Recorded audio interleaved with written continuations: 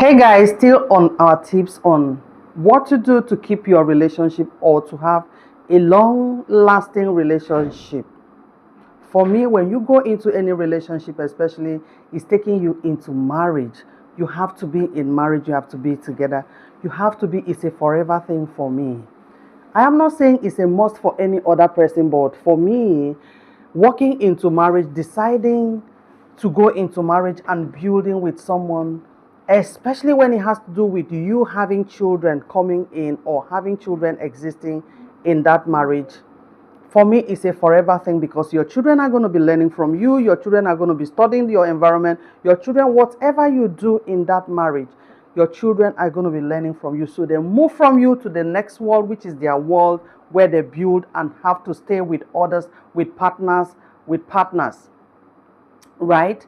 So for me, if you build well from the relationship, from your relationship, from the onset, you will get the best of relationship, which of course I've been taking my text from, I've been doing a series. I'm going to be on this till like the next few weeks. I've been taking a series on tips or what to do to keep your relationship and have a long lasting marriage or relationship to marriage. So today I'm taking from Proverbs chapter 7, verse 1 down. Of course, I'm not going to read verse by verse. If you have been a friend of Proverbs, Proverbs is a book of wisdom, knowledge, and understanding. That is what Proverbs is all about. It keeps telling you seek knowledge, seek understanding, seek wisdom, keep them, keep the rules, keep the commandments, and keep following them. And of course, you will have the best of relationships. So in all, Proverbs chapter 7, verse 1 down, as a whole, it highlights the importance of guiding your heart and choosing wisdom over temptations, over pleasures of this world, over things you see that you feel this is better than relationship distractions. So Proverbs is giving you that, a whole lot of it. If you have read it from verse 1 to the last, is telling you that you should keep to the right path of life, especially in relationships. The chapter emphasizes the dangers of immoral relationships, and of course having to meet or choosing to stay with the wrong people in relationship, and of course prioritizing the worldly things, the pleasures, the immediate pleasures of things, than prioritizing the things of God, the commandments of God, wisdom to avoid harm, and of course shame. So if you check what Proverbs is talking about, it's asking you to abstain, to run, to flee from evil. Those things, the environment, the appearance of evil that keeps you bound, and of course they give you shame. At the end of the day, they give you shame. A relationship where you're not building well, you're not starting well, you're not starting with the instructions of God. Yeah, I keep saying it. You didn't start relationship. You don't even know it. You came to meet relationship, and someone invented this relationship, which is God. I have always said it. See, if you don't want to read the Bible as a Christian girl like me, please read the Bible because it's an instructional book. And of course, if you're going into relationship, I always suggest, especially when I counsel people, I suggest the book of Proverbs because it's the book of wisdom.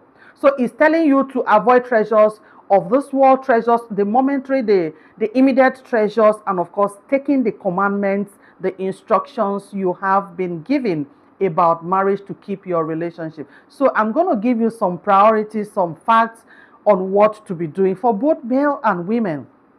You know, that part is specifically mentioned a woman, a loose woman. It spoke about loose women, men going into women that set themselves, tells you I am available, my husband is not around, you can have me, you can pay money, that scripture, it emphasizing on you meeting people that you're not supposed to be in relationship with. I'm just trying to run through it as a whole in general. So that scripture is asking you to flee from the presence of evil, guiding your heart against evil.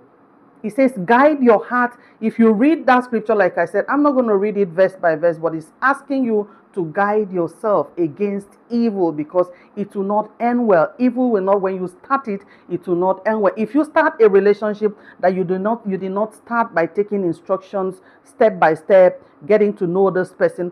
Who is this lady I'm dating? Who is this man I'm dating? What are these things he say? Who are the kind of friends that stays around him? Who are these people he talks more about? Where is his excitement? What gets him excited? So if you're not thinking of these things, you didn't start, or you never started your relationship, or you're not starting your relationship this way, you will definitely get it hot at the end of the day. So my number one is that you treasure the commandments of God and the instructions, and of course keep them by you. Number two is you guiding your heart against evil, the wrong people, the wrong advice, the wrong crowd. Number three is for you to get wisdom and run away from the wrong environment. The wrong environment are places where you go to, they trigger that thing. You want to meet with people, you want to meet with strange women, you want to meet with strange men, you just want to do something like maybe old days, you just want to run something with an ex, an opportunity, you created an opportunity, and of course you want to have fun.